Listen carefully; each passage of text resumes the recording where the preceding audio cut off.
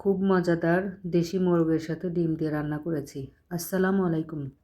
কেমন আছেন আপনারা সবাই? চলে আসলাম নতুন আরও একটা রান্নার ভিডিও নিয়ে। রান্না করব ডিম দিয়ে দেশি মোরগের পাতলা ঝোল। এজন্য প্রথমেই চুলায় একটি কড়াই নিয়ে কড়াইতে শুকনা জিরা কিছু ঢেলে নিলাম। পরিমাণ মতো তেল দিয়ে সামান্য একটু লবণ দিয়ে নিলাম যাতে ডিমটা না লেগে ধরে। ডিমগুলো একটু ভেজে নিচ্ছি।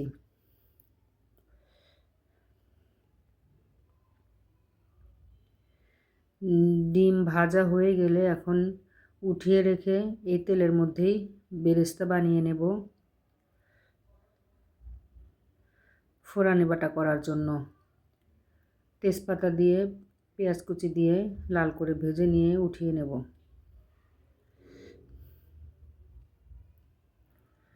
বেশিরভাগটাই উঠিয়ে নিয়ে এখন আমি আদা রসুন কাঁচামরিচ জিরা আর পেঁয়াজ একসাথে গ্রাইন্ড করে রেখে দিয়েছিলাম আগেই, সেটাই দিয়ে নিলাম। স্বাদ মতো লবণ দিয়ে নিলাম, হলুদের গুঁড়া ধনিয়ার গুঁড়া মরিচের গুঁড়া না মরিচ বাটা। একটু ঝাল করে বাটা মরিচ দিয়ে মাংস রান্না করতে ইচ্ছা করলো তাই মরিচ বাটা দিয়ে নিয়েছি। দিলাম 2-3 টুকরা টমেটো কাটা। সব কিছু দেওয়া হয়ে গেলে ঢেকে দিয়ে ভালোভাবে কিছুক্ষণ আমি মশলাটা কষিয়ে নেব।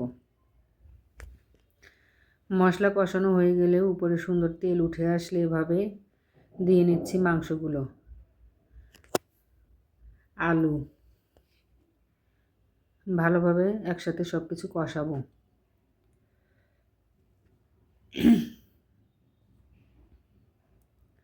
ঢেকে দিয়ে কিছুক্ষণ মাংসটা কষিয়ে নিয়ে ঝোলের জন্য পরিমাণ মতো পানি দিয়ে নিলাম।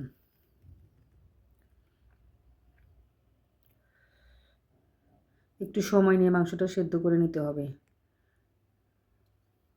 রান্না হয়ে আসার আগ দিয়ে আমি ফোড়ানি বাটাটা দিয়ে নিয়েছি অফ ক্যামেরায়, এটা দেখানো হয়নি। আর ডিমগুলো দিয়ে নিলাম, দিয়ে আবারও কিছুক্ষণ রান্না করে হয়ে গেল আমার ঝাল ঝাল দেশি মোরগের মাংস ডিম দিয়ে। খুব মজাদার। আজকের ভিডিওটা এই পর্যন্তই। কারো যদি ভালো লাগে লাইক কমেন্ট শেয়ার করে পাশে থাকবেন। আল্লাহ হাফিজ।